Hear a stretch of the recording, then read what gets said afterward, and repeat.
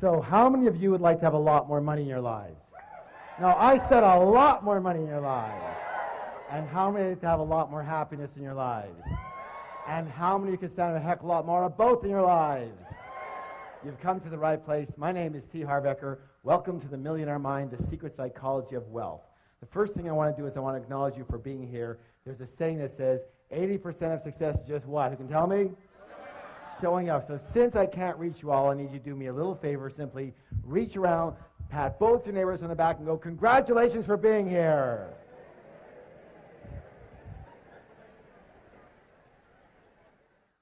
It takes a lot of courage to really have a look at your life sometimes and admit what's going on. And most of us, well, we're not the best admitters, are we? Kind of reminds you of this story about this lion who's walking along the path of the jungle. And he comes across a monkey. And he goes, hey, monkey, who's the king of the jungle? And the monkey goes, you are, sir, you are. He goes, that's right, and don't you ever forget it.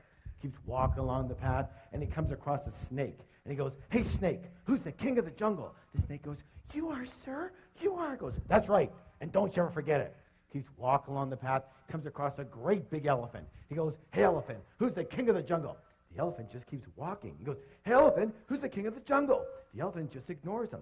The lion gets really mad, swipes the elephant on the butt, draws blood.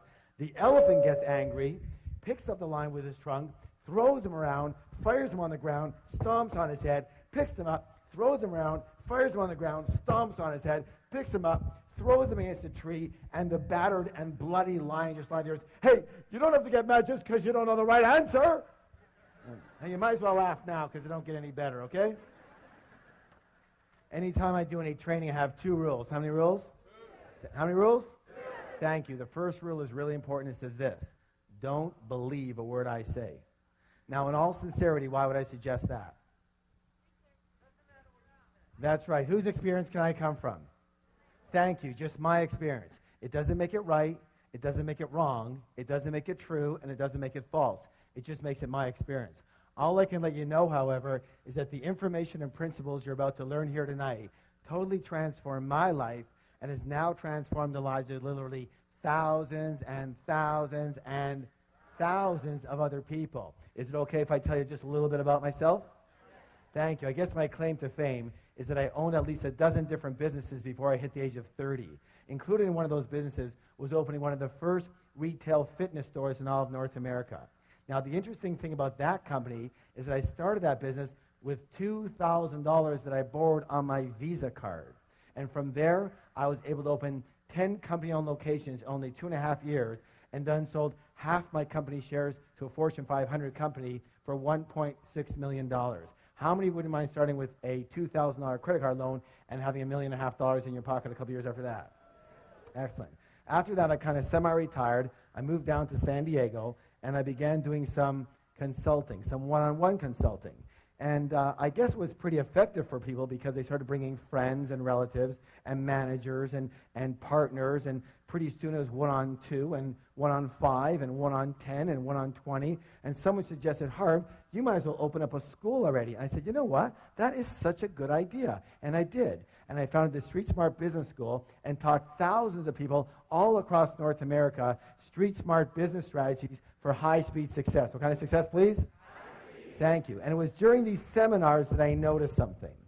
I noticed something very, very, very, very, very, very strange.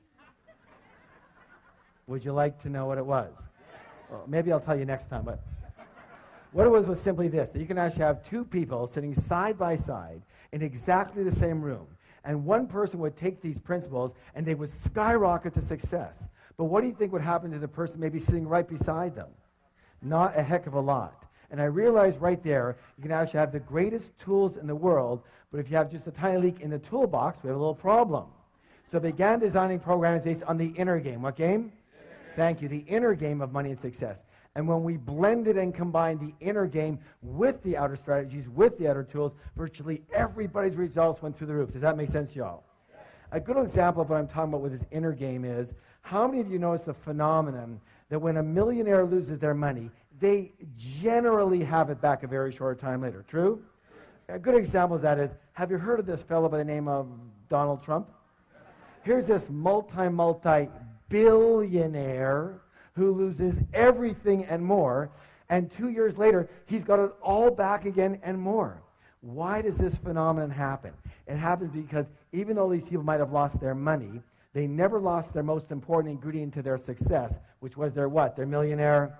In Donald's case, it's his what? His billionaire mind. Do you realize that Donald Trump could never, quote unquote, just be a millionaire? Let me ask you your opinion. Are you willing? How do you think that Donald Trump would feel if his net worth was $1 million? Yeah, he'd feel poor. He'd feel broke, right? Now, listen, this is the most important thing you could ever learn. That's because Donald Trump's financial thermostat, his what?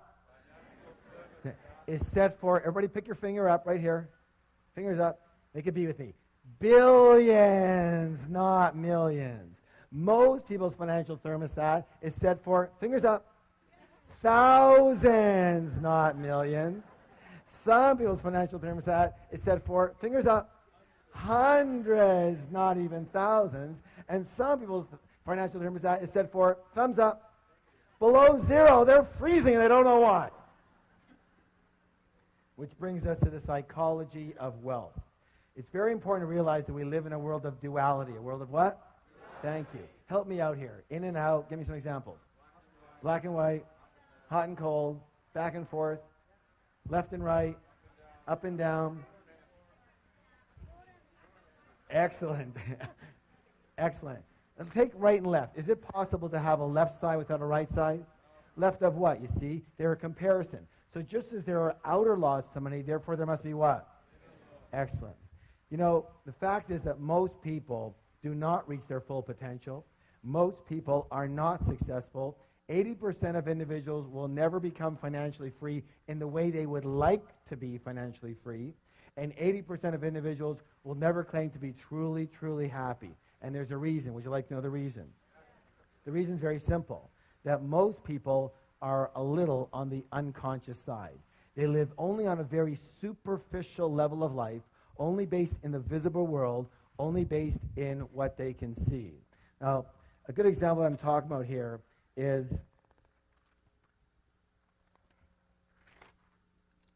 we're going to call this the tree of life. Tree of what? Life. Excellent. And on this tree grows what? Fir. Who said fir? Fruits. What's the word? Fruits. So we take a look at the fruits of our life, which are our results, right? And we don't like them. They're too small. They don't taste good. There's not enough of them, right? Well, what do we tend to do? Don't we tend to focus more and more of our energy and focus on those fruits, on those results? Yes? Except for one thing that we forgot. What is it that created those particular fruits? It's what? It's those roots that create those fruits. It's what's under the ground that creates what's above the ground. It's what's invisible that creates what's visible. True or true? Is that sometimes or all the time? Let me ask you a question. Is this the way it is in nature or not? Are you a part of nature? Then it may be the case that it might be the same with us, yes? All right, very good. So, the most important thing that I think people need to realize that they just don't seem to get taught anywhere is that we don't live in only one realm alone. We live in at least 4 different worlds at once. We live in the mental world. What world?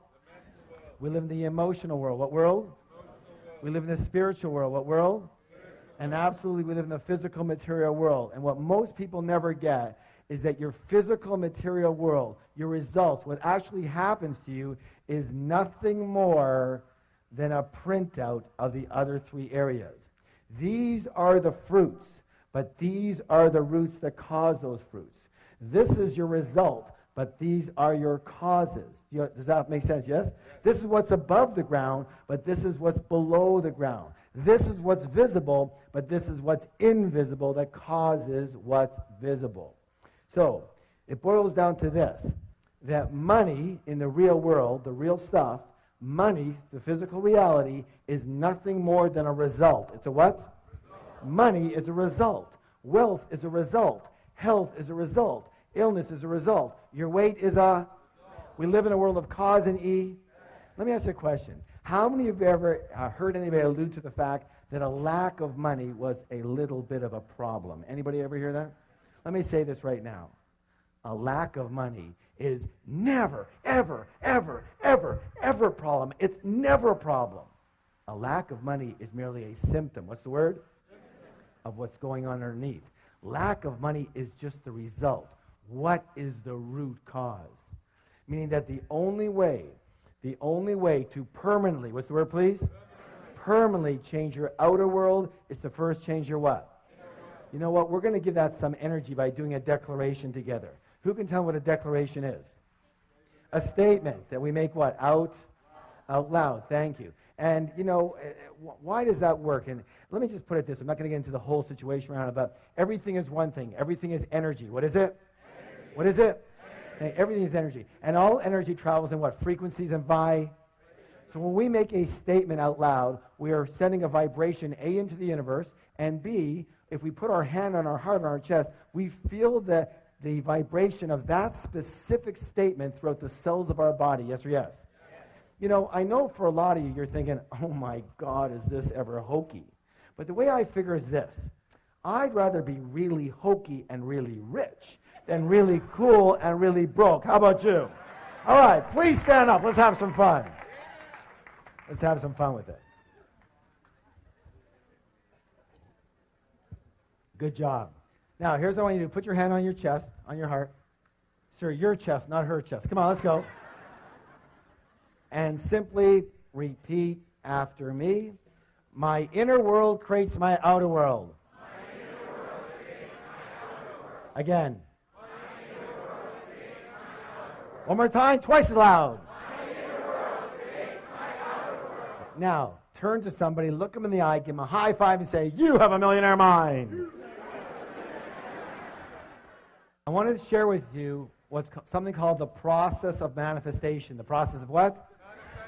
All right, help me out here. Your thoughts, lead to your feelings, which lead to your excellent. One more time, all together. Your thoughts lead to feelings, lead to. I'm very well known for making the following statement, and the statement is even on the very back of the book that we've been talking about. And it says this. It says, give me 5 minutes with anyone, and I can predict your financial future for the rest of your life. How? Very simply. In a short conversation, I can identify what's called your money blueprint. Money what? Blueprint. Thank you. Each of us has a personal money blueprint already ingrained in our subconscious mind. And my friends, it is this blueprint, more than anything and everything else all combined, that will determine your financial life. You can know everything about business. You can know everything about marketing, about negotiations. You can be the best salesperson. You can be the best at your job. You can know everything about finances. You can know everything about stocks. You can know everything and every strategy about real estate.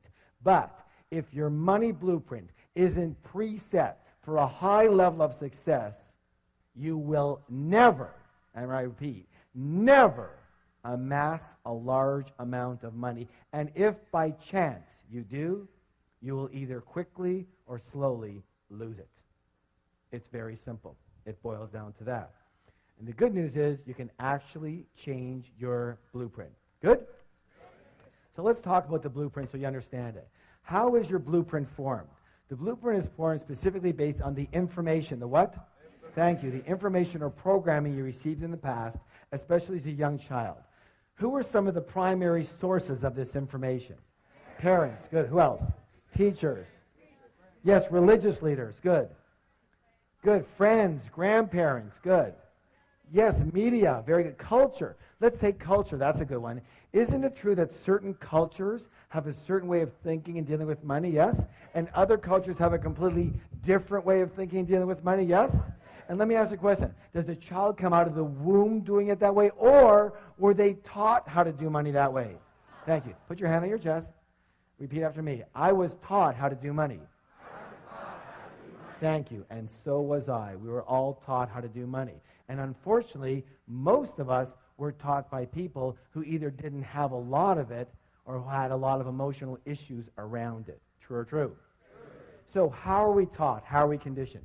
3 primary ways. How many? 3. You guys are doing great. 3.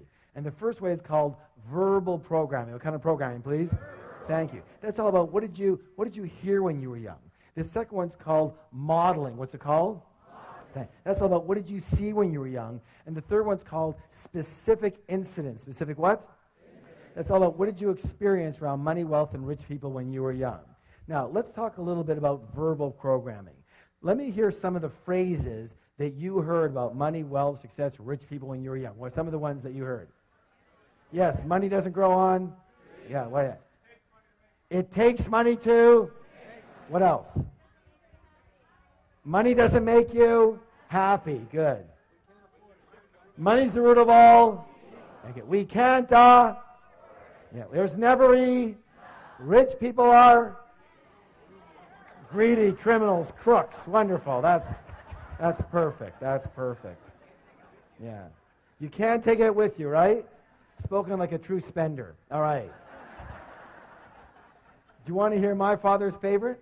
Anytime I asked him for anything, he'd growl at me and go, "Hey, what am I, made of money?" I used to joke around with him. I go, "I wish. I'll take an arm, a leg. I'll take a baby finger, Dad." He never laughed once. Never once. Let me say this. All, what's the word? All. Each and every statement you heard when you were young, every one of those is lodged in your subconscious mind and part of the blueprint that is running your financial life. Let's talk about the next one, modeling. Here's an interesting one. What were your parents or guardians like in the arena of money when you were growing up? Did one or both of them manage money well, or did they mismanage money? Were they spenders or were they savers? Were they shrewd investors or were they non-investors? Did money come fairly easily in your household, or was it always a struggle? Let me ask you this. Was money a source of joy in your home too? Or was it a source of bitter arguments? Why are we talking about this? Because there's a saying that says this: monkey see monkey, and humans aren't far behind. So generally, we will tend to be exactly like, identical to one or a combination of both of our parents in the arena of money.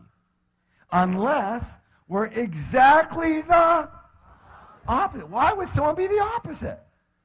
That's right. It just depends on how angry you were at them or at the situation. You said, "I will never live like this again." Got it? The third way is called specific incidents. Specific what? Specific incidents. Now, the best way to talk about that is with my own life and my own wife.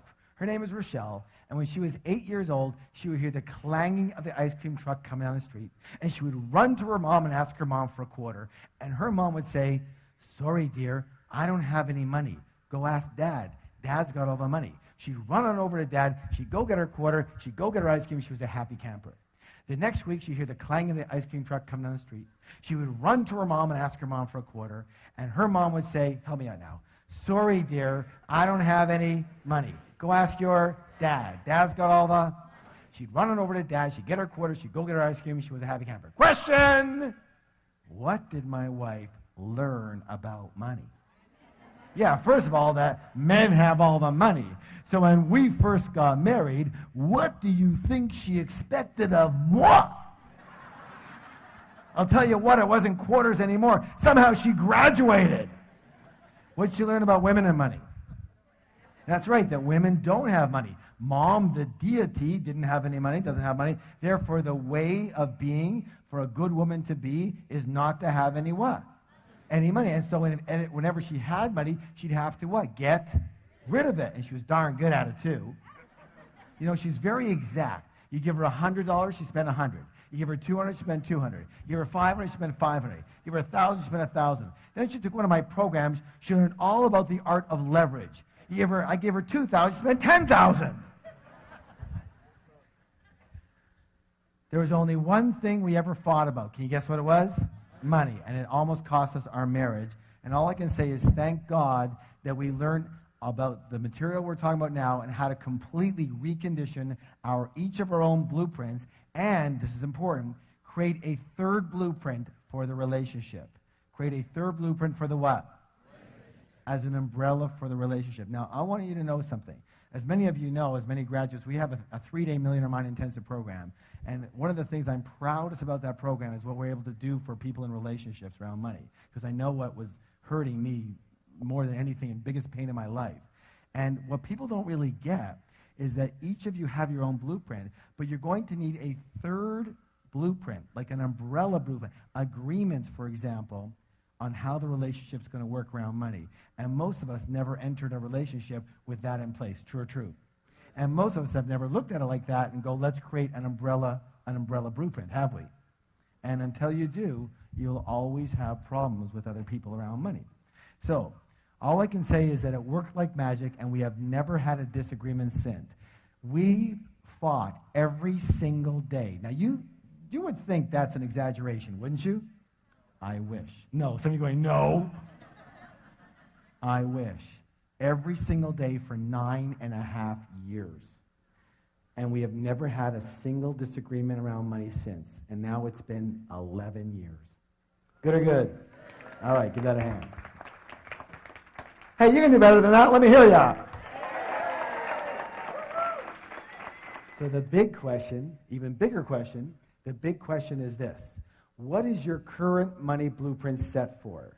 Are you preset for success, for mediocrity, or for failure around money?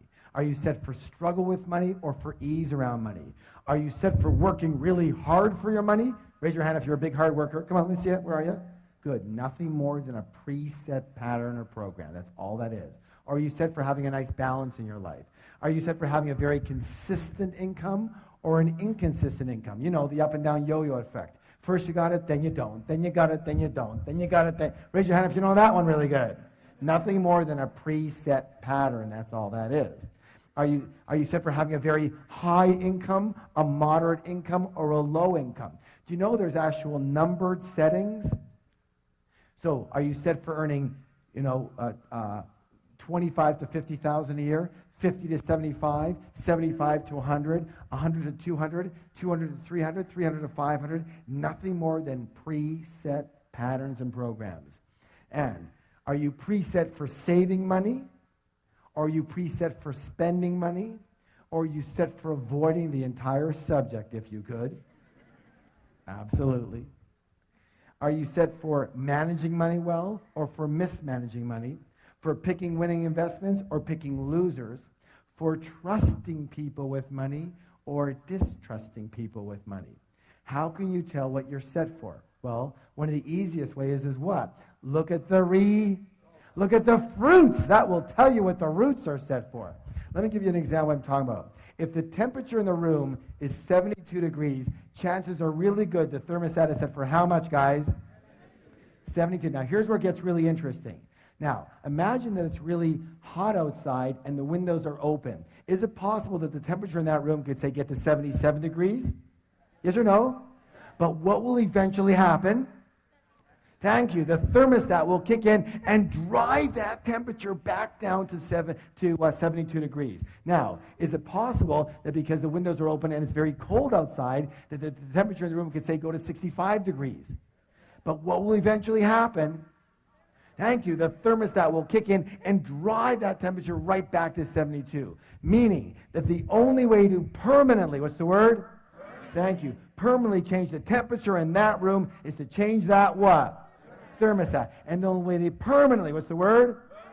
Permanently change your money life, your financial results, is to change your money what? Thermostat, otherwise known as your money blueprint. Does that make sense to you?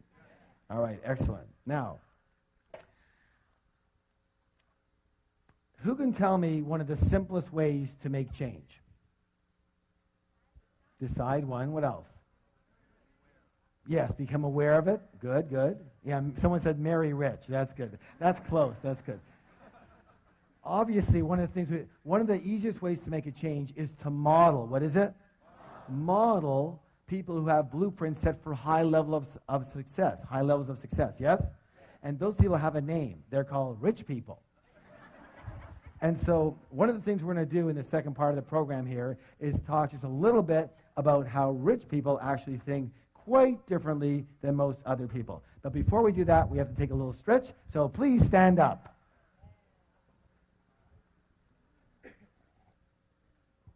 All right.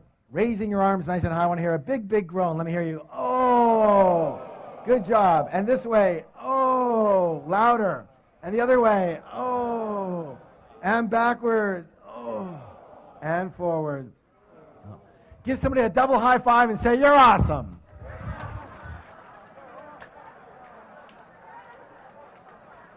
And have a seat. Have a seat. All right, let's get into some of these things that are lots of fun. So, the first way that rich people think quite differently than most poor and middle class people, and when I say poor and middle class, I mean the mentality more than necessarily the result. Of course, it depends on that, yes? All right, so let's go this one. Rich people believe what? I create, one more time, twice as loud. I create my life. And most poor and middle class people, what do they believe? Life happens to me, life happens to me. If you want to create real wealth, it is imperative to believe that you are at the steering wheel of your life. You have to believe that you are the one who creates your success, you are the one who's creating your mediocrity, and you are the one creating any financial struggle. Consciously or unconsciously is still you. But instead of taking full responsibility for what happens to them in their life, most people, well, they play the role of the what? The victim. Now, you can always tell a victim because they leave 3 indelible clues. And we're going to go over these right now. But before we do, I want you to realize that I do fully understand that what we're about to talk about here has nothing to do with anyone in this particular room. But just in case you know someone who should have been here, make sure you bring them next time. Yes? All right. So the first thing they do is what? They blame. That's right. They blame the economy. They blame their type of business. They blame the stock market. They blame the real estate market. They blame the city they live in. They blame the taxes. They blame the government. They blame their employer. They blame their employees. They blame their manager. They blame customer service. They blame their partner. They blame their upline. They blame their downline. They blame their husband. They blame their wife. And, of course, everybody wants to blame their parents for something. Or the next thing they do is they do what? Thank you. They justify their situation by saying something like, well, you know, money's not that important. Let me ask you a question. If you said that your husband or your wife or your boyfriend or your girlfriend wasn't that important, would they be around for very long? I don't think so, and neither would what? You know, neither would money. And people come up to me in my major seminars all the time, and they'll walk up and they'll say something like that. They'll say, well, you know, Harv, money's not that important. And I'll go, you're broke, aren't you? And they'll go, well, right now I'm a little short. No, not right now, always. You've always been broke, yes or yes. And they go,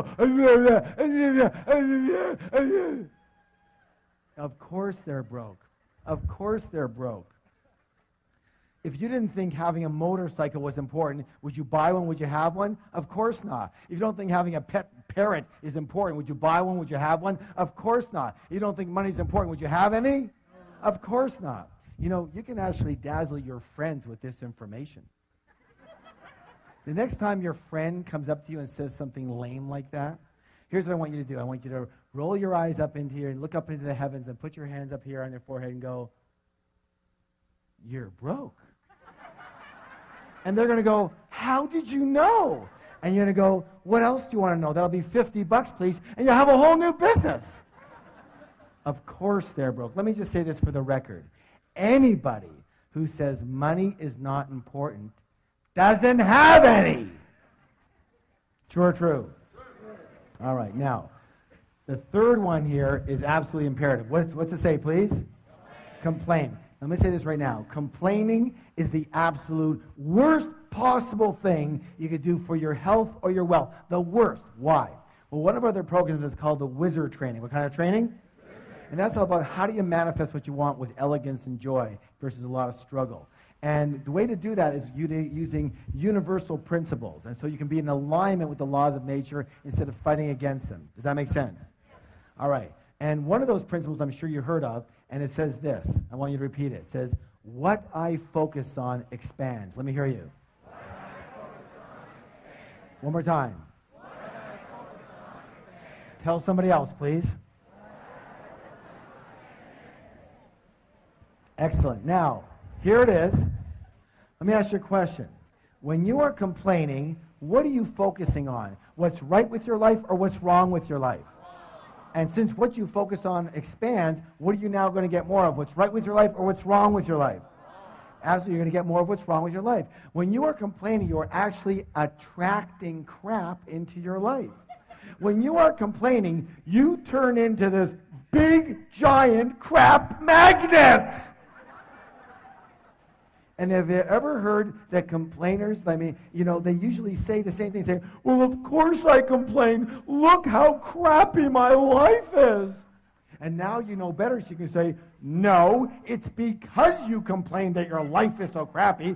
Shut up and don't stand near me. So I'm going to give you some homework. Are you willing? An action plan. Now, here's what I want you to do. For 7 days, how long?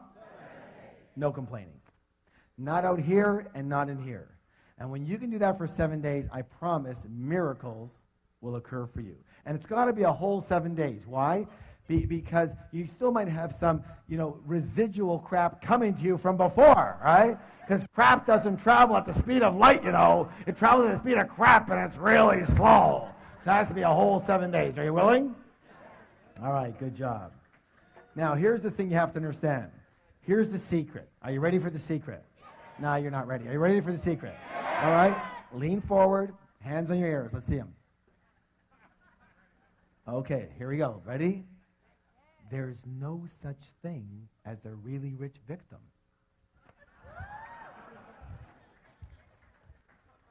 Yet being a victim definitely has its rewards, doesn't it?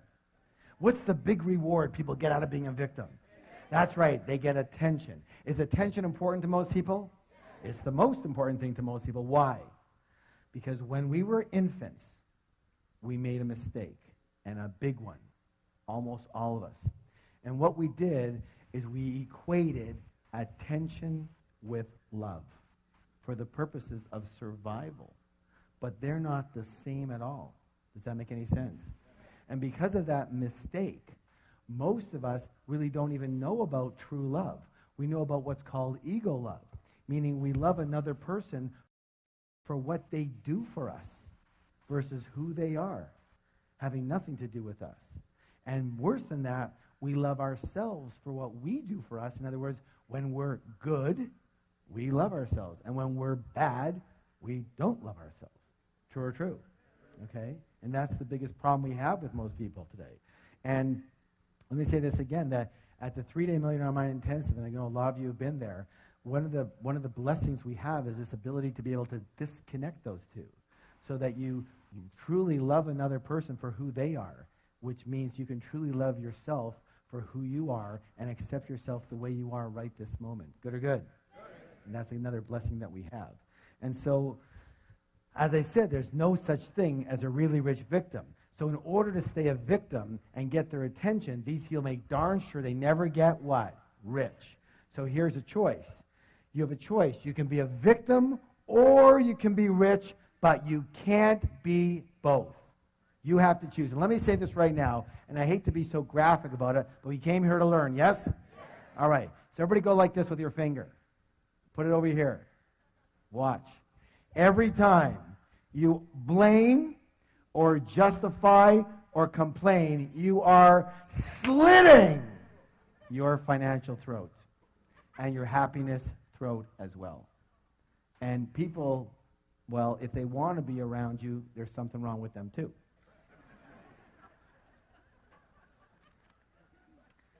So it's time to acknowledge the fact that you create everything that's in your life, you create everything that's not in your life, and everything in between. You create your wealth, you create your non-wealth, you created your exact financial situation that you're in right now. Now that's a good thing to know, isn't it? Because if you create it, you can discreate it. And you can create something else. Yes? All right, please stand up for the declaration. Put your hand on your heart. I create the exact level of my financial success. I create the exact level of my financial success. Again. I create the exact level of my financial success. One more time, twice as loud. I create the exact level of my financial success. Turn to somebody, look them in the eye, give them a high five, and say, you have a millionaire mind.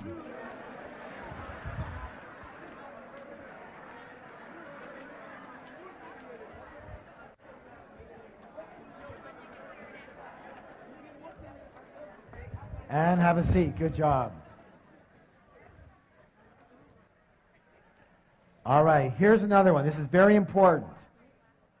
Now, what do we do when something's very important that's coming up? We do a drum roll. Ready? Let's hear it. Let me hear it.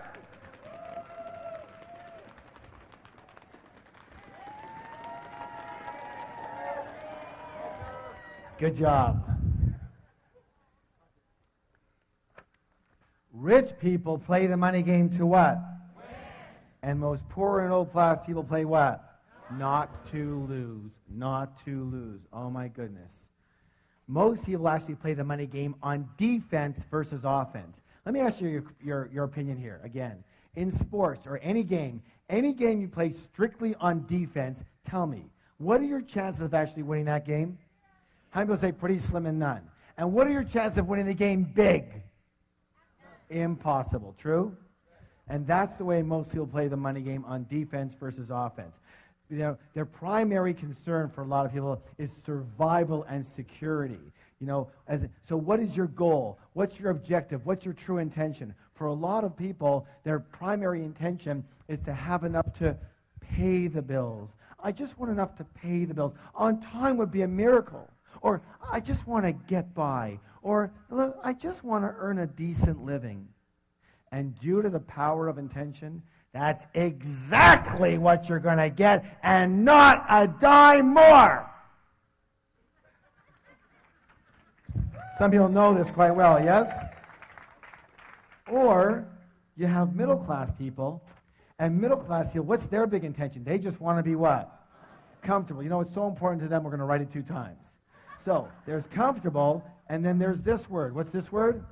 And we all know comfortable leads to rich, yes? Yes? Yeah, and that's not my experience. Let me say this right now, just for the record, in my experience.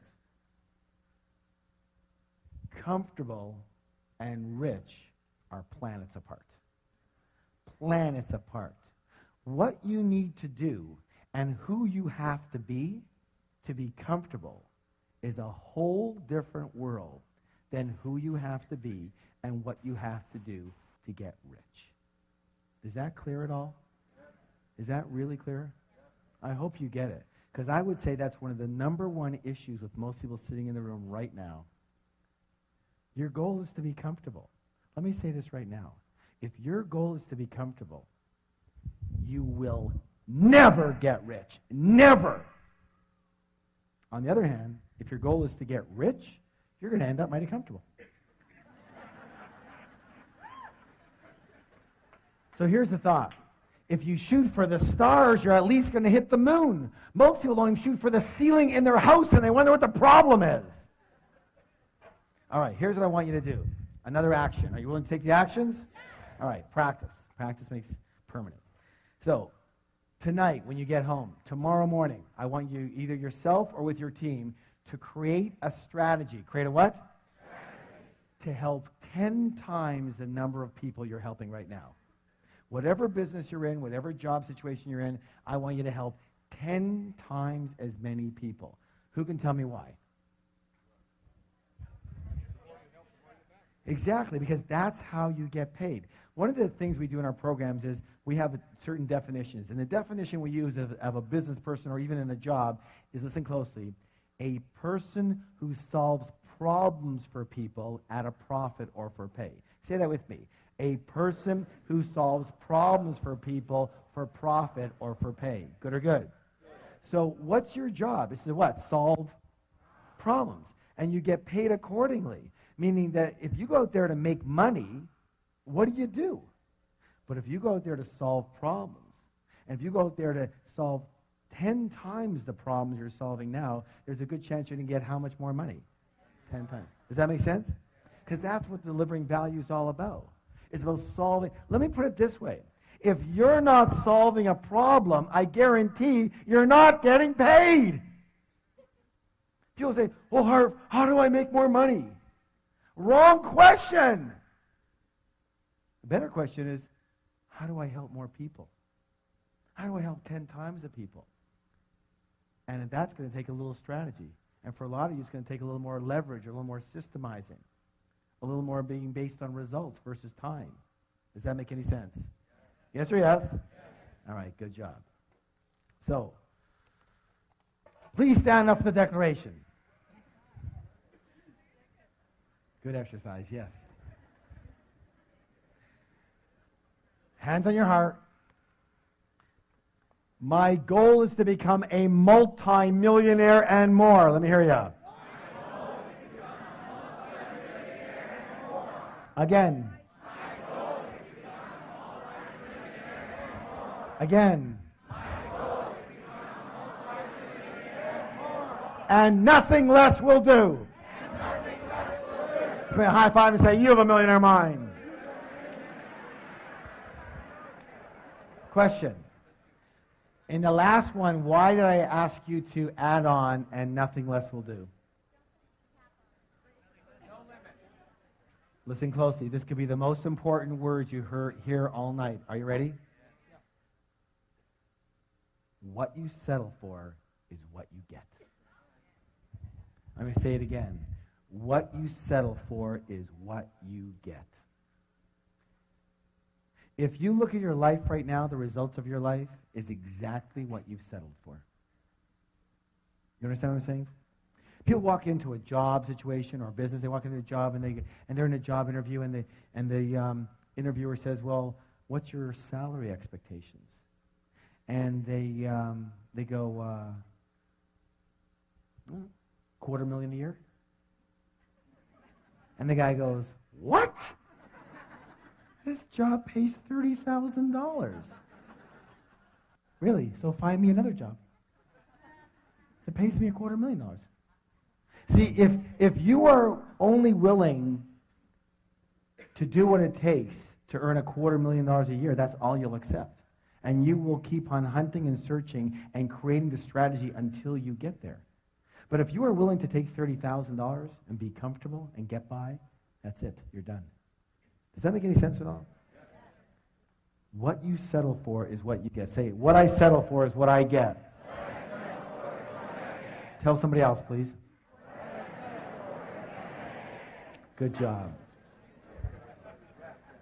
All right, let's go to the next one here. This one here is a simple one and really short. Listen closely. Rich people always think the word what? Both. And everybody else thinks what? Either or. Either or. As in, either I can be rich or I can be spiritual. Either I can be rich or I can be good and kind. Either I can be rich or I can be generous. Either I can be rich or I can have my health. Either I can be rich or I can have time for my family. Either I can have money or I can have love. Either or, either or. All that is called scarcity thinking. What kind of thinking? Scarcity thinking. And the answer to all of those is what? Both. Both. Listen. Listen. You're smart enough. You're intelligent enough. And you are creative enough to create a strategy that works for you in your life. And if it's not working on day one, you readjust it until it's working on day two. The answer is what? Both. What is it? Both. Both. Absolutely. You can be kind and generous and loving and spiritual and compassionate and really, really rich. Good or good?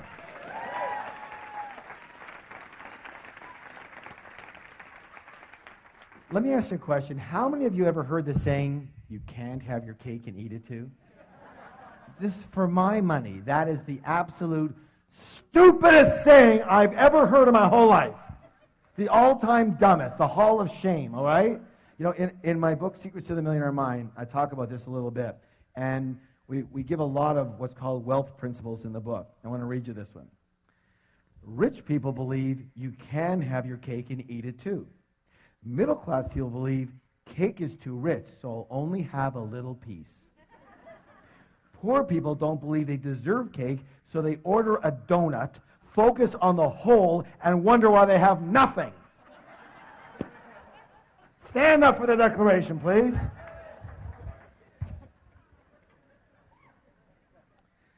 goes like this. I can be kind, generous, and loving and still be really, really rich.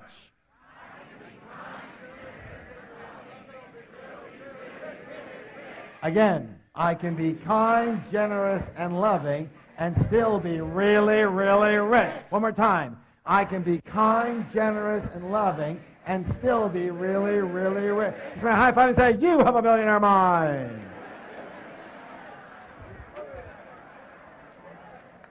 All right, good job, guys. Excellent work. This one here is such an insidious one. It's like something in the back of most people's mind, but they never will say it out loud.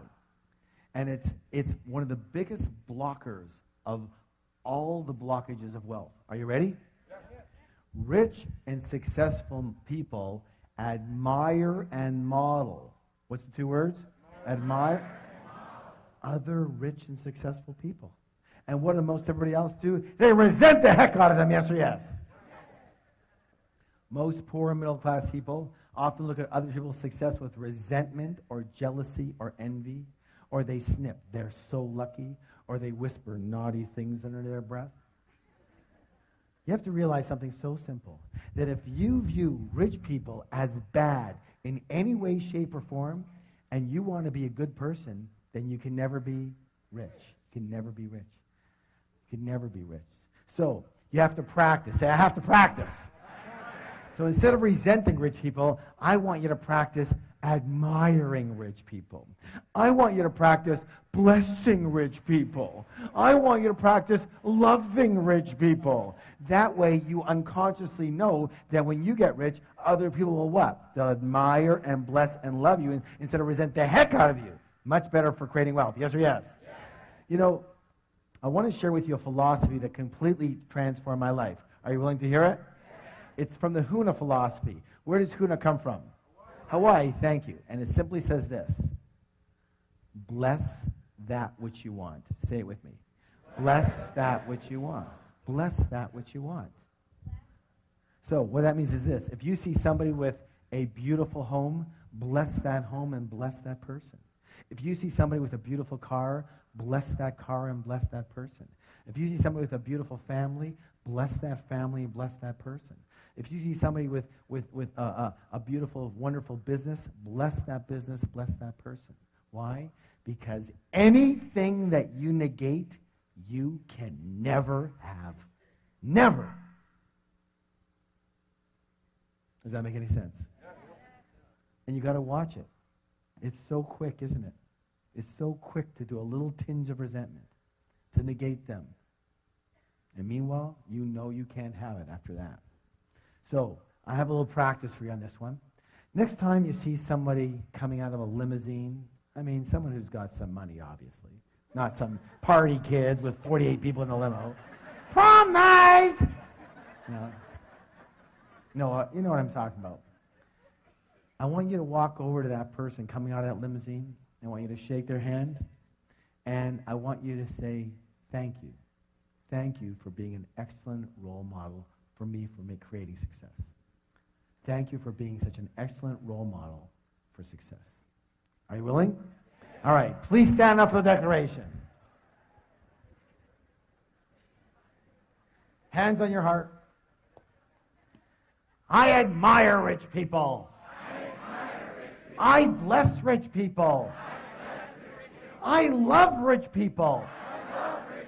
I study rich people. And I'm going to be one of those rich people too. Turn to somebody, give them a high five and say, you have a millionaire mind. You know, we're talking a lot about rich people, getting rich, being rich.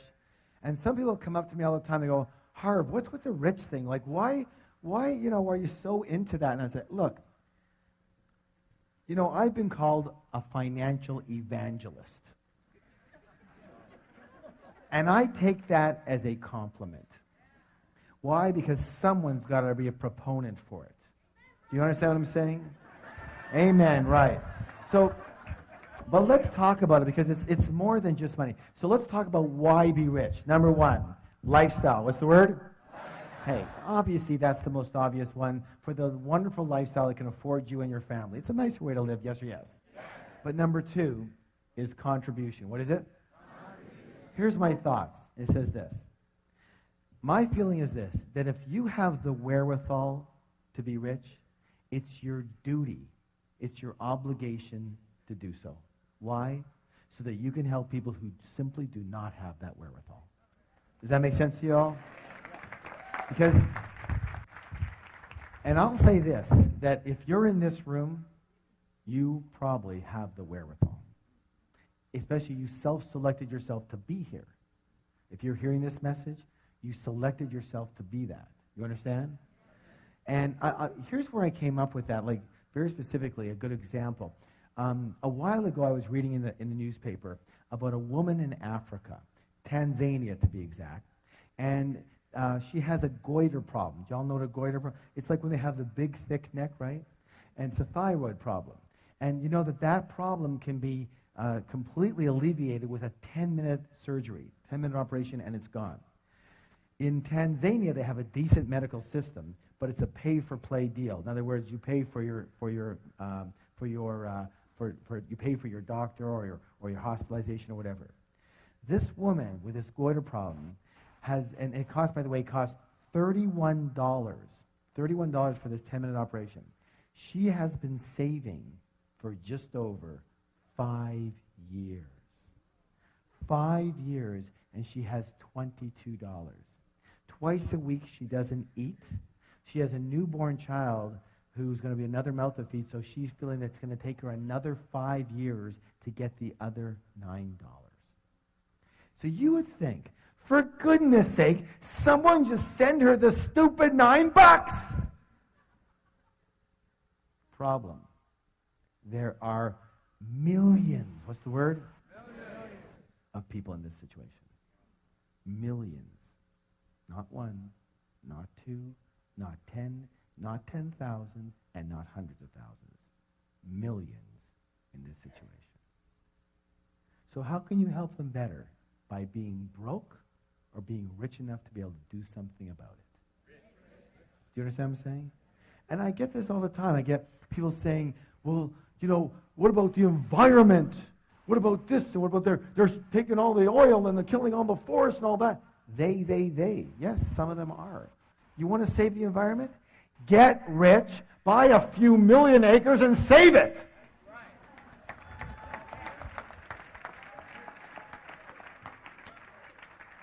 You're going to have some power and control over your land. Do you understand what I'm saying?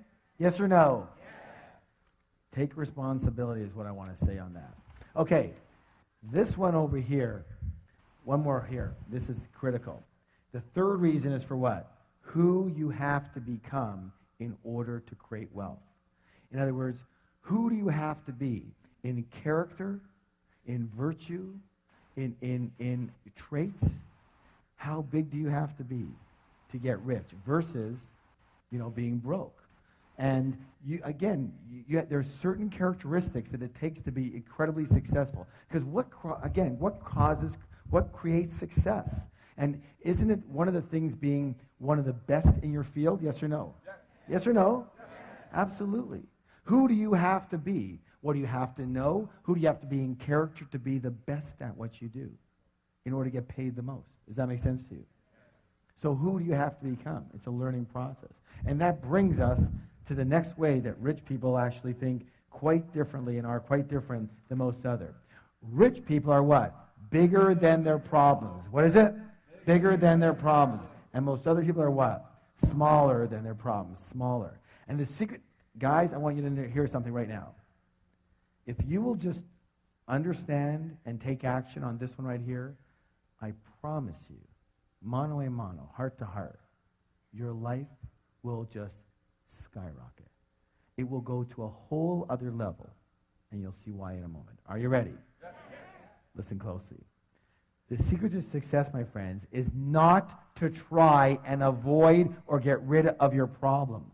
The secret to success is to grow yourself so you are bigger than any problem. We got the size of you, and we got the size of your problem. And let's do a little scale here. So here we are. Here's you and here's your problem. And we are dealing with, say, a level 5 problem. But you happen to be a level 2 person. Question, is that a big problem or a little problem? That's a big problem, right? But let's say you grow yourself to, say, be a level 8 person. Same problem. Big problem, little problem. Little problem. Now let's say you work with us and you grow yourself to be, say, a level 10 person. Big problem, little problem. No problem. It doesn't even exist in the realm of your mind as a problem. You don't see it as a problem. It's just something to take care of, yes or no? Yes. Let's test this out. How many of you have ever been in a conversation with somebody who's talking about their problem, and you go to them and you go, I don't see the problem here. Raise your hand if you ever had that happen. Everyone's had that happen. Everyone. Because at that point in time, they are smaller than their problem. So it's not about the size of the problem, it's about the size of you. There's always going to be problems, yes or yes? There's so many times in this business, and I'm sure in your business, but when you get to a higher and higher level, you know, the responsibilities become greater. The amount of money invested becomes more. You have, you know, we have 140 employees. You know, there are staff people. There's, you know, huge overheads and lots and lots of what? Quote unquote problems. And my wife says to me all the time, Harv, why did you choose such a hard business? And I go, it's not about the business. It's about me. Because if I can't handle the problems here, you think I can handle the problems there? Because problems are going to be with you all the time. True or true? And running away from them or playing small because you don't want any problems? That's crazy. Let's face it. We're going to have quote-unquote problems. But the size of those quote-unquote problems will depend on the size of us, not the problem. Raise your hand if you've ever felt like, I don't want to get into the big leagues because there's so many problems there. I just want to have a nice, simple life. Raise your hand. Be honest. Come on. More than half of you in here. How's it working so far? You still have the problems, but you're broke. That's the biggest problem of all. True or true? I figure it this way. If I'm going to have problems, I might as well get rich.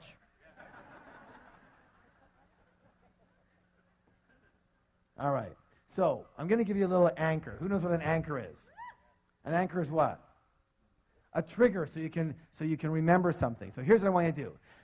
From now on, every time you look at something you perceive as a major problem in your life, here's what I want you to do. Are you ready? I want you to do this. Mini me, mini me, mini me, mini me. So you can remind yourself that if that's a big problem, you must be very small right now. And you better put your attention where it belongs. What? On the problem or on you? On you. That's right, on you. And you don't give up, and you don't get taken out, and you don't bail out, and you don't say, well, this is too hard. I want to do something different. How many have ever said something like that? How many say something like that almost every day? It's not the size of the problem.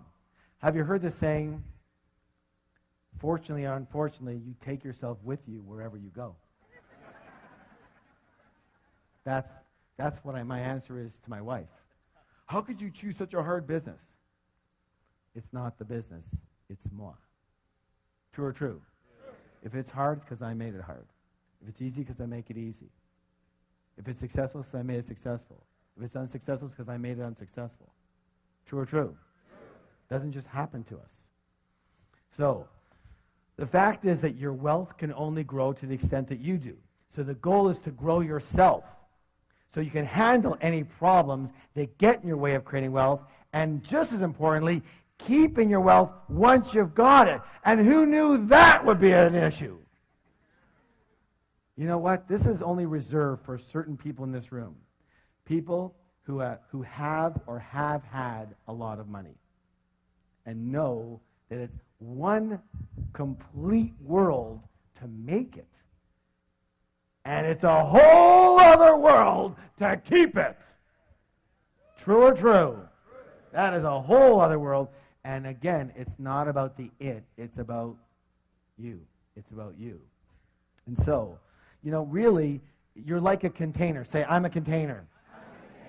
And if the container is small, but the money is big, what has to happen?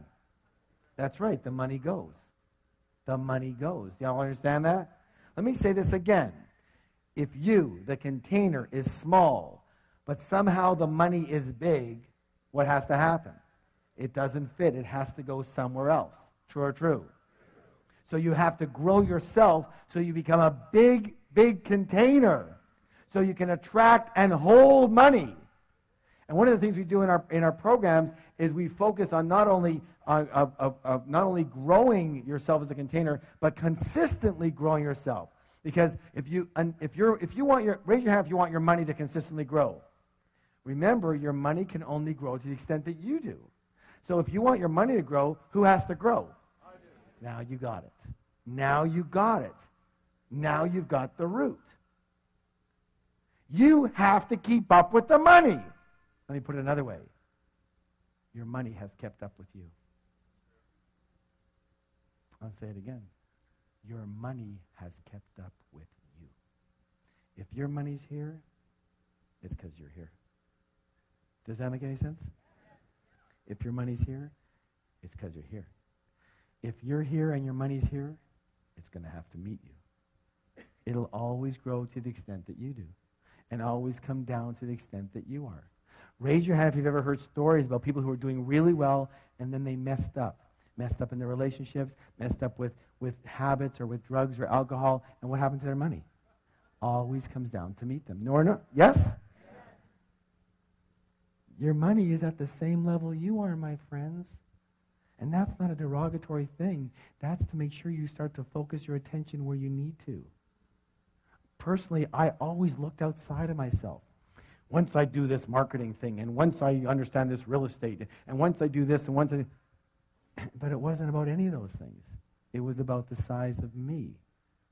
Was I able to attract and hold and grow the money? True or true? I hope you get it. Now, so, like I said, you must grow yourself to be a big container so you can attract and hold big wealth.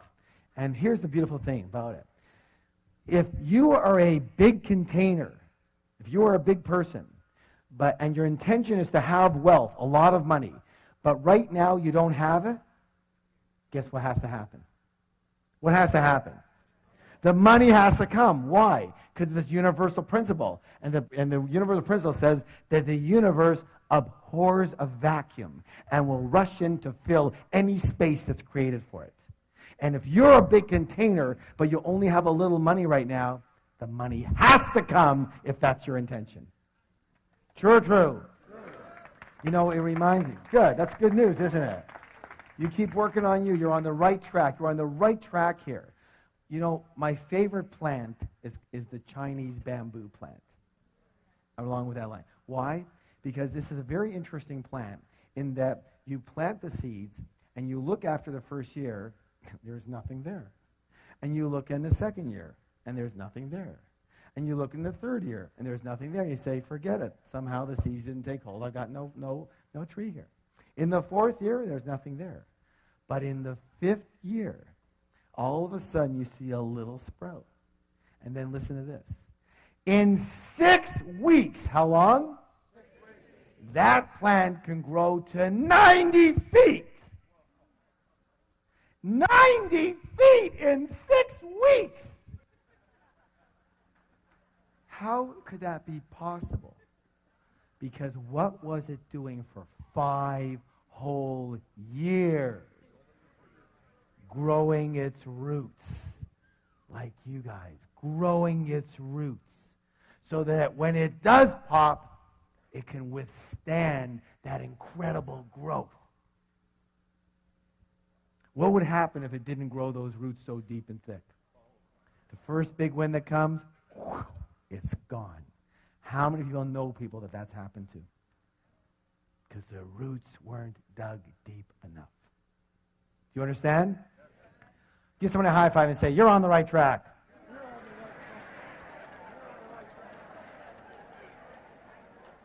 That's why it's so imperative that you keep learning and growing. Learning and what? Growing. Because listen closely. This is very important. Because if you're not growing, you're automatically what?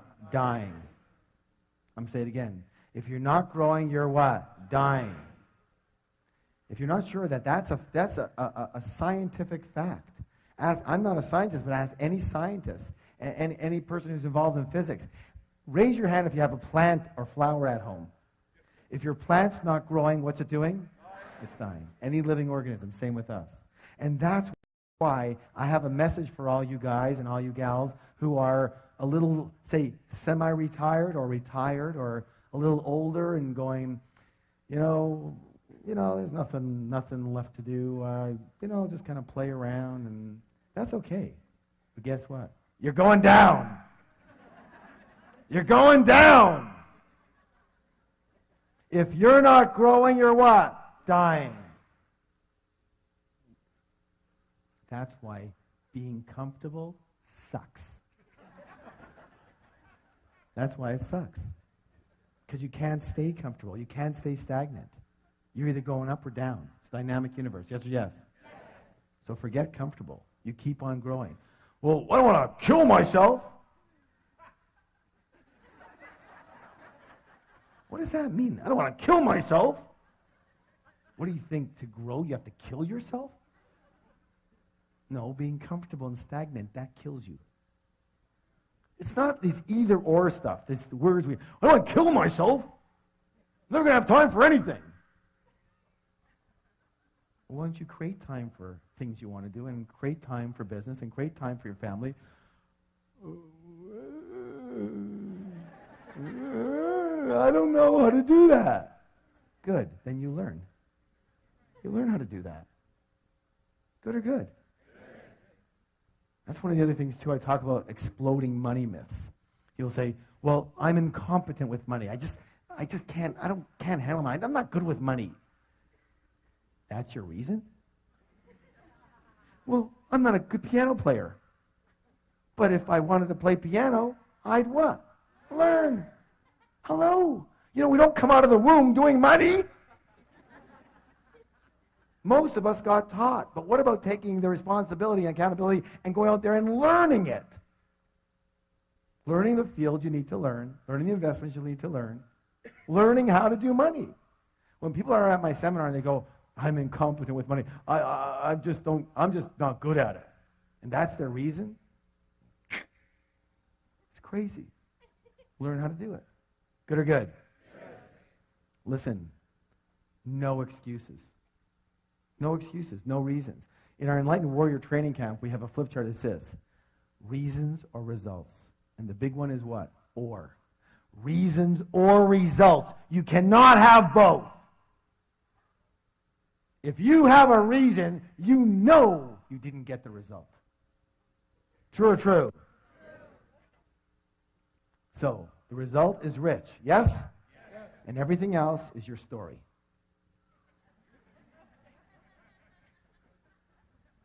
It's just not the right time now. Thanks for sharing. That's great. You're broke. All right. Please stand up for the declaration. Hands on your heart. I am bigger than any problem. I can handle any problem. Nothing will stop me from creating wealth. Turn to somebody, give them a high five and say, you have a millionaire mind. All right, this one is really, really important. Recall the process of manifestation. Say it with me. Your thoughts lead to your feelings, lead to actions, lead to results. Which one is the highlighted one? Action. How many people agree to succeed in the real world, you have to take what? Let's see if that's true. Why is that? Thoughts and feelings, are they part of the inner world or part of the outer world? Inner world, thank you. Results, part of the inner world or part of the outer world? Outer world. And therefore, action becomes the what? The bridge between the inner world and the outer world. Do you understand? So, you can think all you want about wealth and success. You can meditate. Listen, I've meditated for 25 years. But I've never been meditating there and had a bag of money drop on my head. I'm one of these unfortunate souls that actually has to do something in the real world to get any of the stuff. A lot of people are very kind and generous and wonderful, well-intentioned people. They just don't do anything. Or they don't do anything at a high enough level or take enough massive action to get anything done. They just talk about it, they think about it, they meditate it, but nothing actually happens in the physical world. And if you want physical money, you'll need to transfer into the physical realm from the mental, emotional, spiritual sides. And the way to transfer from those three invisible to the visible, from under the ground to above the ground, into the physical realm is through the process of action. True or true? That's why action is absolutely critical. Now, if that's true, what prevents us from taking the action we know we need to be taking? Fear. Thank you. How many people agree that fear and doubt and worry are among our greatest obstacles, not only to success, but to happiness as well? Excellent. And therefore, one of the biggest differences between rich people and most other people is that rich people are willing to do this. What's it say? One of the other programs we teach is called the Enlightened Warrior Training. And it says that the true warrior can tame the cobra of fear. What's the key word? Tame. It doesn't say kill the cobra. It doesn't say get rid of the cobra. It doesn't say run away from the cobra. It says what? Tame the cobra of fear. Let me say this right now. My friends, listen closely. Listen closely. Are you listening? Yes. It is not necessary to try and get rid of fear in order to succeed. Rich and successful people have fear. Rich and successful people have doubts. Rich and successful people have worries. They just don't let those feelings stop them and take them out. Unsuccessful people have exactly the same feelings, but they let those feelings stop them, paralyze them into thinking, oh my God, what will happen? And they're done. True or true? A lot of people believe that rich people don't have fear. That's ridiculous. Ridiculous. So, how many people agree we're creatures of habit? Yes? And therefore the secret is to practice. What's the word? Practice acting in spite of fear. Practice acting in spite of doubt. Practice acting in spite of worry. Practice acting in spite of inconvenience. Inconvenience. If your life is about convenience, you'll never be rich. Let me say this right now. It's not always convenient to do what it takes to get rich. And practice acting in spite of discomfort. It's the same thing, as I said earlier. I'm going to challenge you right now, as I do with all of my students. Are you willing? Are you willing? Yes. I want you to find uncomfortable situations and move into them. I want you to look for uncomfortable situations and get involved in them. And when something becomes uncomfortable for you, that's when you go into it. You understand that? Why? Because, let me ask you a question. We talked about it earlier. When you're comfortable, you're in what zone? You're in your what? Your comfort zone. And in your comfort zone, are you growing or dying? You're going down. So you've got to get uncomfortable. Until you're uncomfortable, you're not growing. Are you willing? So the only time you're growing is when you're uncomfortable. Say, the only time I'm growing is when I'm uncomfortable. Pat somebody in the back and go, you're growing, man, you're growing. You can always tell rich people, you can always tell middle class people, you can almost always tell broke people by the actions they're willing to take in nowadays. How much comfort or convenience runs their life. You know, one of the things we talk about is that at the end of our programs, usually we talk about the 3-day Million Mind Intensive.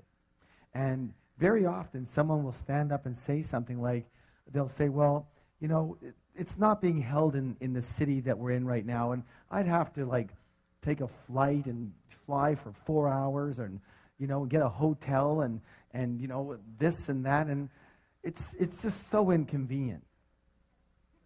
And I have 2 words. You're broke. You're broke. You have to be broke. If a 4-hour drive or a 4-hour flight or a 4-day flight is going to stop you from doing whatever it takes you have to do to succeed, then what else will stop you? Here's the easy answer. Anything. Anything will stop you. Why? Because you are a person that will be stopped. Now, you choose.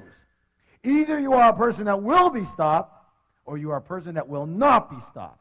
One or the other. And here's the thing. You have to train yourself to not be stopped. It's a practice. You have to train yourself to not be stopped. Because it's easy to be stopped. And most of us were unstoppable at one point, and then day 2 of our lives happened. And we got taught. We got what? To stop. For our safety, supposedly. But we generalized it to everything. True or true? Look, you can throw my philosophy right out, but here's my philosophy. If it isn't going to kill you physically, do it.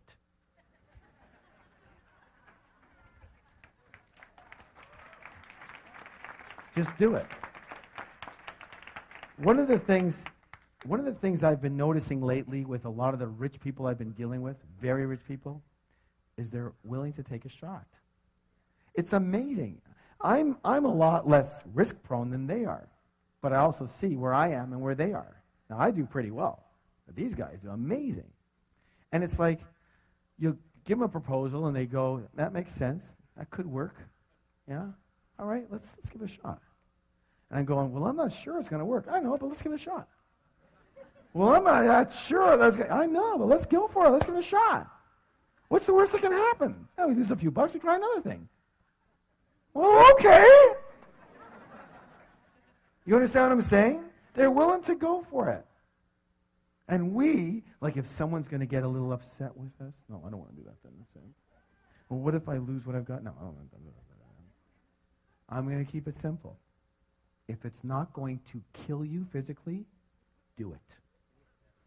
You'll be so much better off in the end than waiting for the exact right moment and time. By the way, when's the exact right moment and time? When you feel comfortable. Notice? It's got you coming and going. And so it doesn't let you be comfortable so that you can make sure it keeps you out of harm's way. Because your mind is a protective mechanism. Its job is to protect you, not to help you succeed or be happy. Did you know that? Good or good? All right, good. So, please stand up for the declaration. One more here. I act in spite of fear. I act in spite of doubt. I act in spite of worry. I act in spite of inconvenience. I act in spite of discomfort. I act in spite of anything. Turn to somebody, give them a high five and say, you have a millionaire mind. This is a 45-pound arrow with a nice steel tip on the end of it. A wooden arrow here. And in a moment, I am going to pick one of you to come up here and break this arrow in a highly unusual way. So you all better listen very closely. Are you listening? Yes. All right, good. Everyone hold up your index finger. Excellent, good. Now, take it and press it into the soft part of your throat and push in really hard. If you start to gag and choke, you've got the right spot. That's where you'll be breaking the arrow. Now, the arrow break is a metaphor. What is it? It's a metaphor, symbolizing breaking through an obstacle that's happening in your life. So let me show you what this is going to look like. Michelle, if you can come up here, that'd be awesome. What this is going to look like.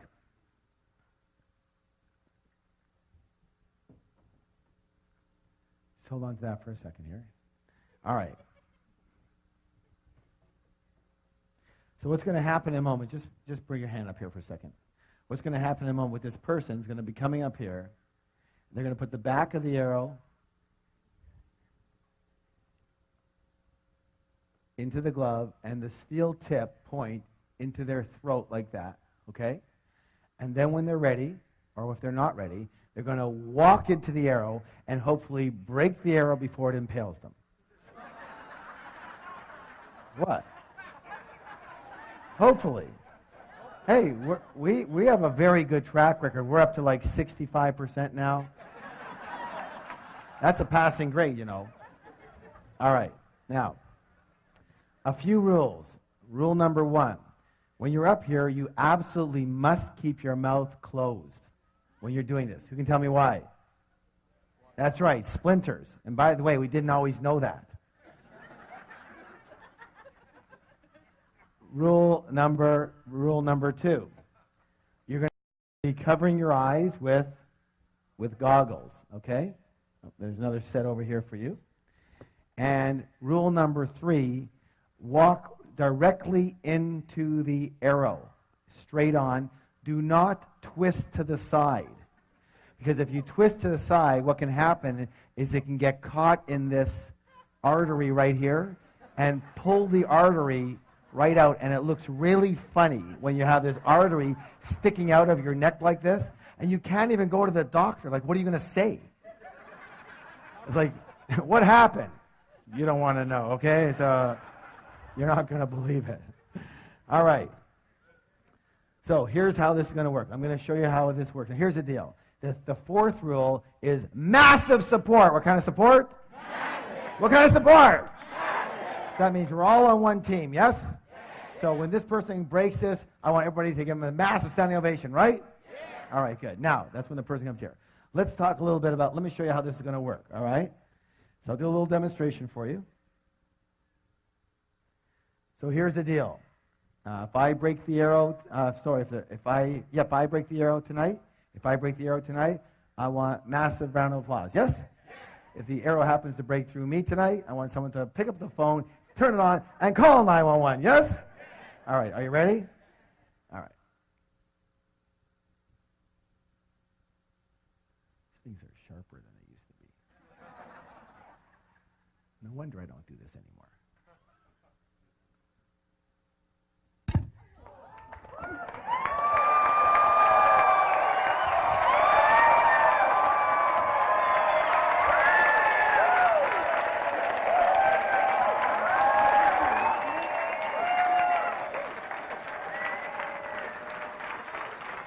Thank you.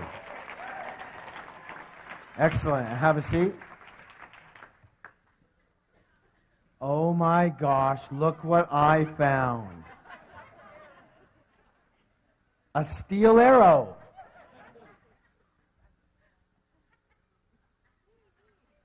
This one's like so nervous she's scratching herself. I like the people who throw their pencils down to look for them so that I can't see them.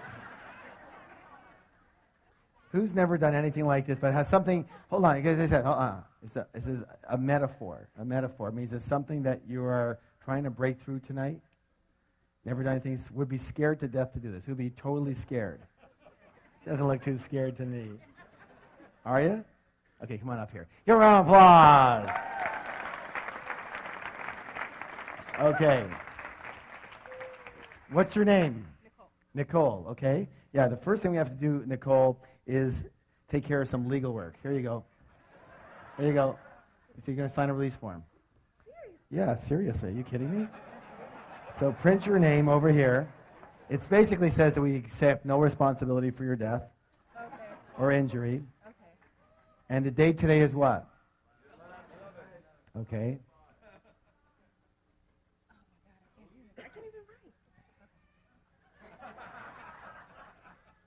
You had a nice neck. And just sign your name over here. And are you here with somebody? Yes. Okay, so your mom is here, okay. And she let you come up here? She doesn't know? Yeah. Put your phone number there. And again, unfortunately now, because of some recent situations, you have to put an emergency contact here.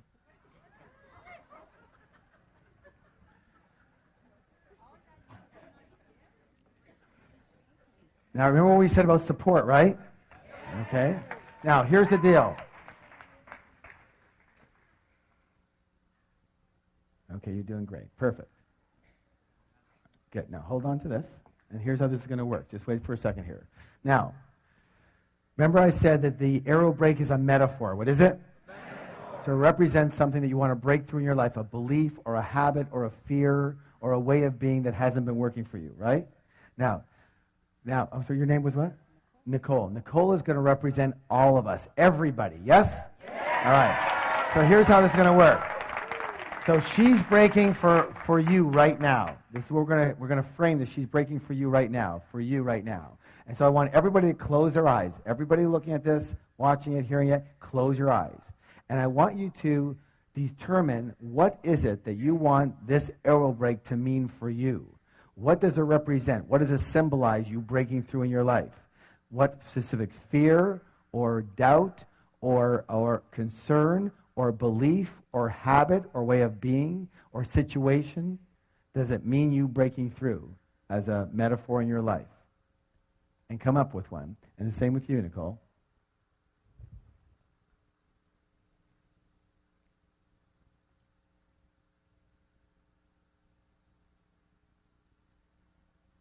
Okay. Please open your eyes. And let's hear from Nicole. What was it here for you? Just limiting beliefs about being. So limited, be as specific as possible. What is it specifically? Basically that men have the money and women don't. Excellent. So what she said, can I share it? That men have the money and women don't. And that's a belief that a lot of people carry, yes? Yeah. Men carry that too. That's why they handle money in certain ways. True or true? And many, many women grew up with that belief, yes? It's very hard to break that belief, but we're going to break it right now. So here's the belief that men have the money and women don't. Got it? Now, unfortunately, we're going to have to turn this around this way. All right, put that on your eyes. And don't go until I tell you to. Michelle's going to be holding for you. All right. And so what I'd like you to do is, Nicole, stand over here. That's it. Move over this way. Come towards her a bit this way. Okay, good. Now, come on closer over here. Okay, now don't go until I ask you to. And then put 1 foot forward, 1 foot back a bit. That's it. You're going to be walking straight in when I tell you to go. And keep your shoulders square, okay? Now, don't go yet. How does that feel? How does it feel? Is it comfortable or uncomfortable? Uncomfortable. Very uncomfortable. Good. You ain't felt nothing yet. Wait till that thing goes in. Okay, hold on. Here's the deal. Here's it. See, are you sure it's in the right place? You're a perfectionist? No. Yeah, you are, aren't you? Yeah, it's got to be perfect, right? No, it's not. But that doesn't matter. Here's the deal. Whatever your mind is telling you right now, just let your mind chatter. It's okay. But don't believe it. Because you saw me do it. It's doable. And if anybody can do it, you can do it. Say, I can do it. I can do it. So, this is a steel rod. What's your throat? Steel rod. What is it? This is a toothpick. What's this? Toothpick. So in a moment, you're just going to look at Michelle. You're going to go give her a hug. You're going to forget this even exists. You're just going to walk right into it and don't even think about it. You guys ready? Yeah. Ready, go.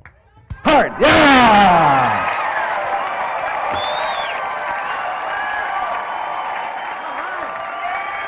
Yeah, girl. Hold those up. Hold those up. Hold it up.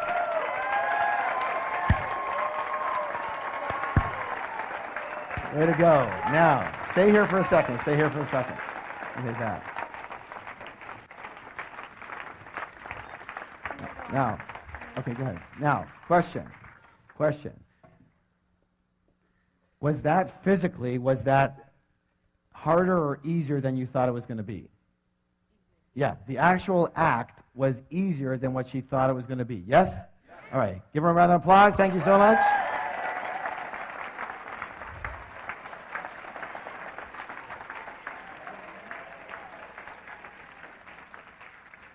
Let me talk about your mind right now. Remember, she said it's easier than she thought it was going to be. And let me say this right now. I'm going to guarantee that 99.999% of all the things you think that you can't do, that are going to be way too hard, too many problems, are easier than you think they're going to be. Raise your hand if that's ever happened for you, where your mind has made something up to be, oh my God, and then when you did it, it was like, what was the big deal about? True or true?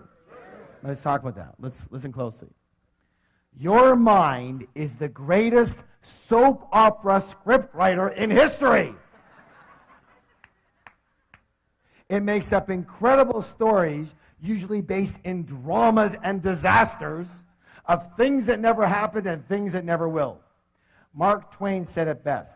He said, I've had thousands and thousands of problems in my life, most of which never actually happened. It's very important. One of the most important things you can ever understand, is that you are not your mind. Say, I'm not my mind. You are much bigger and greater than just your mind. Your mind is a part of you, like your hand is a part of you. Your hand isn't you, but it's a part of you. You wouldn't introduce yourself as your hand, would you? Hi, I'm my hand. What if you had a hand that was much like your mind? It was scattered all over the place. It was constantly beating you up. And it never shut up. Yada, yada, yada, yada, yada, yada, yada. In the car, yada, yada, yada, yada. In the shower, yada, yada, yada, yada, yada, yada. What would you do if you had a hand like that? Cut it off. No. But it's a very powerful thing. What would you do with it? That's right. You learn to want to control it. You learn to train it. You learn to manage it. True or true? And that's the critical piece. Training and managing your own mind is the most important skill a human being could ever own. Do you understand this? I'm saying it again.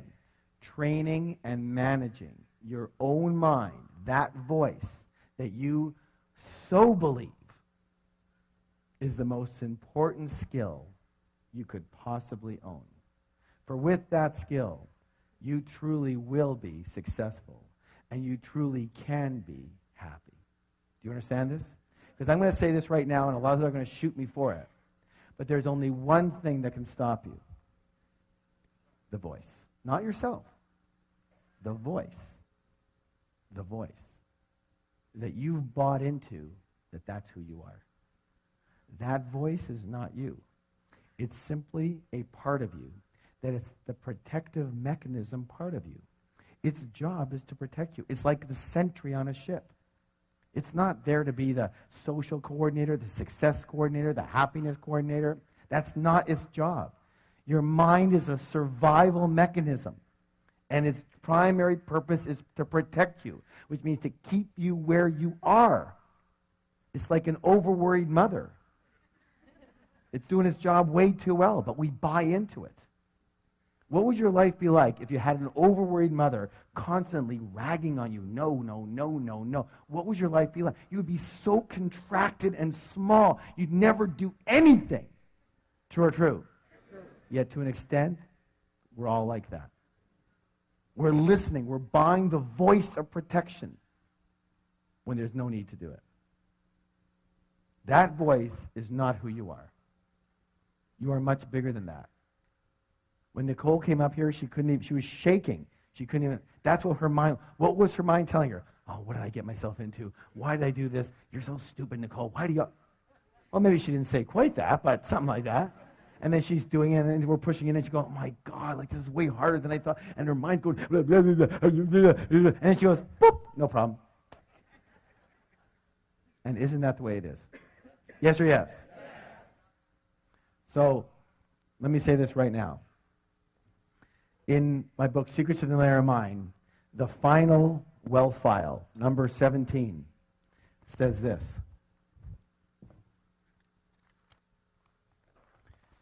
Rich people are willing to what? Learn and grow. And most poor and middle-class people think they what? Already know. They already know. Let me say this right now. I'm going to complete with one of my famous sayings. And the saying is this. You can learn to do anything. You can learn to succeed. Every master was once a disaster. I'll say it again. Say it with me. Every master was once a disaster. Everybody who's great at something today was once terrible at it. So it doesn't matter where you're starting from. You understand what I'm saying? Everybody starts somewhere. Some start here, Some start here, some start over there. Everyone's got some type of ailments, handicaps, problems. Even if you don't have a problem, your mind will tell you you do.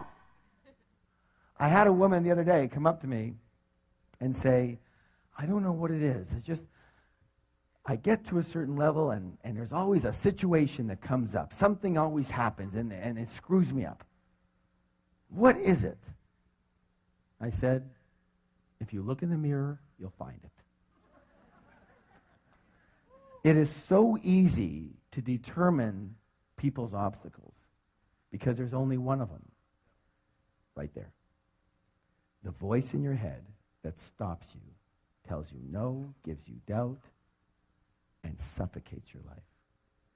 And my blessing and my promise to you is if you challenge that voice and stop believing everything it tells you and just go for it anyways, in spite of fear, in spite of it chattering, you will soar to a level you have never experienced before in your life.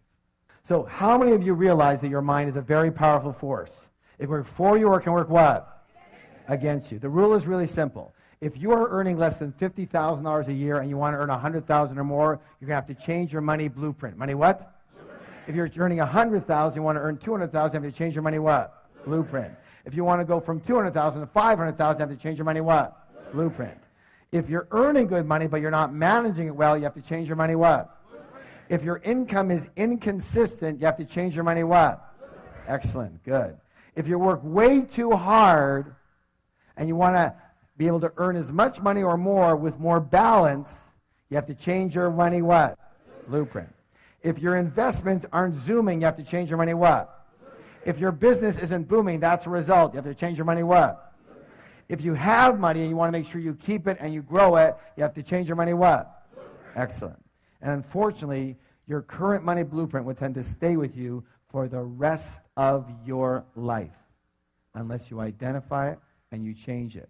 And that's exactly what we do in an extraordinary 3-day program called the Millionaire Mind Intensive. It's changed the lives of thousands and thousands and thousands of people all over the world. And if it's okay with you, I'd like to tell you just a little bit about it and give you 2 critical principles. Fair enough? All right, listen closely. The first part is called winning the money game. What's it called?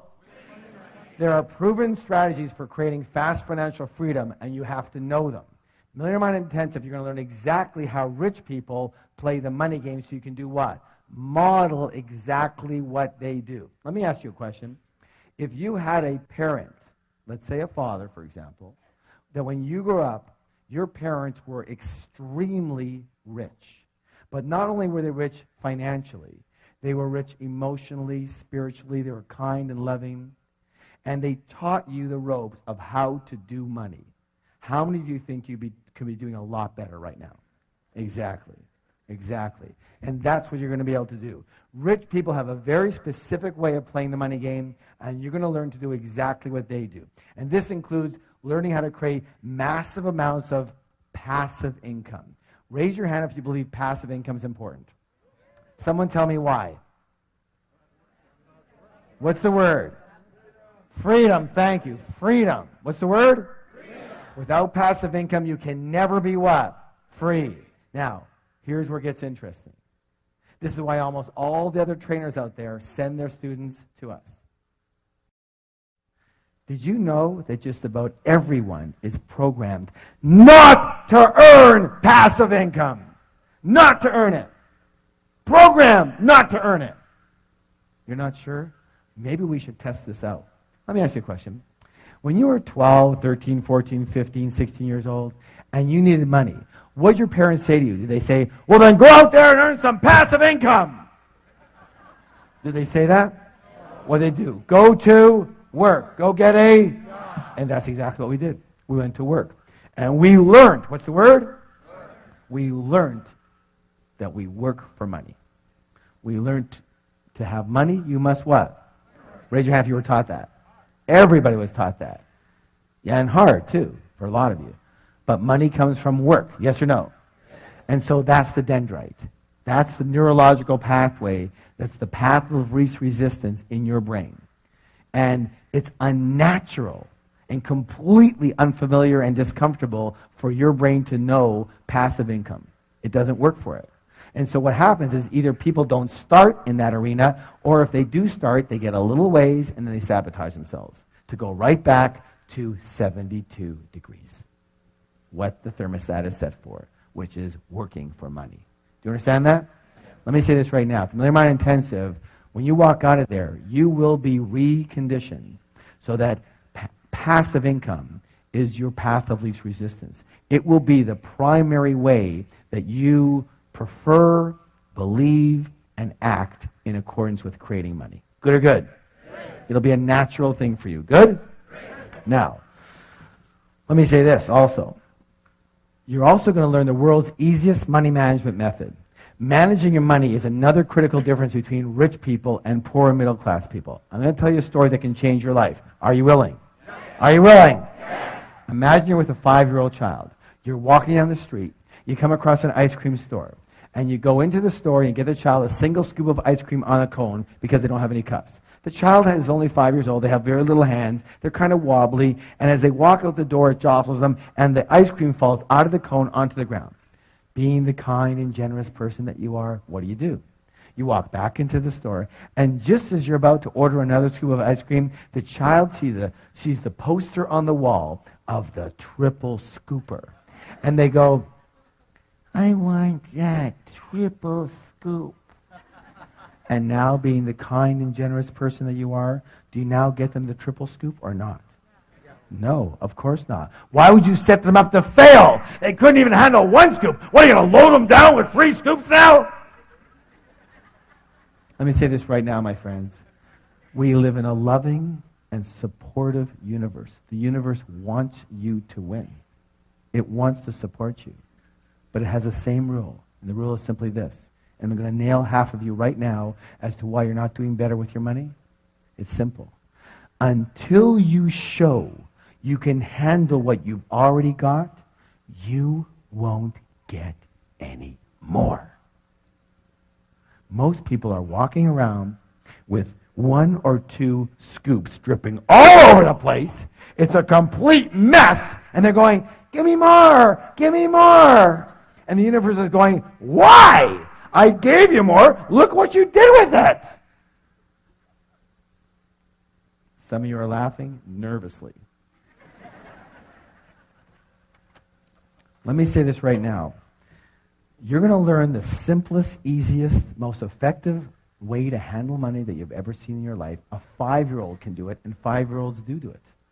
And when you start handling your money like this, when you simply show whatever you believe in, whatever universal power, whatever yourself, your inner self, whatever you want to show, when you simply show that you can handle what you've already got, even if it's just $1, you watch. And I don't use this word lightly, but you watch as miracles occur for you. Things you could have never dreamed of, things you could have never planned of. They just start happening for you. Why? Simple. When the child can hold a single scoop, you are very willing to get him another scoop. True or true? True or true? How many of you got a big hit out of that one right there? Okay? You need to start handling your money in a very easy and effective way. Now, in short, you're going to learn a step-by-step method for winning the money game so that you never have to work again unless you choose to. Raise your hand if you'd like to have that choice. Raise your hand if you'd like to have the choice a lot sooner than later. Then we'll see you there. Now, part 2 is the inner game, conditioning yourself for natural and automatic success. And in this section, listen to this, we actually identify your current money blueprint. And using several extremely high-impact processes, we actually change your blueprint right on the spot, right there, right on site, right on the premises, right that weekend. We don't teach you how to change your blueprint and send you home to change it. Why?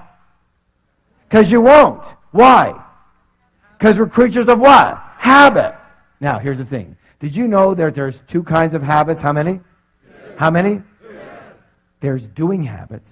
But just as importantly, my friends, there's not doing habits. And everything you're in the habit of, everything that you're not doing right now, you are in the habit of not doing it. So we can send you home with anything, but you're not going to what? Do it. So we don't wait for you to go home. We do it right there on the spot. You walk in with one blueprint, you walk out with another one set for automatic and natural success. People ask me all the time, they say, Harv, do you have the Midas touch? And what do I answer? I go, no. I have a blueprint set for success, just like all of you can have. I look so forward to seeing you again soon. I hope I've served you in some way. Thank you so much.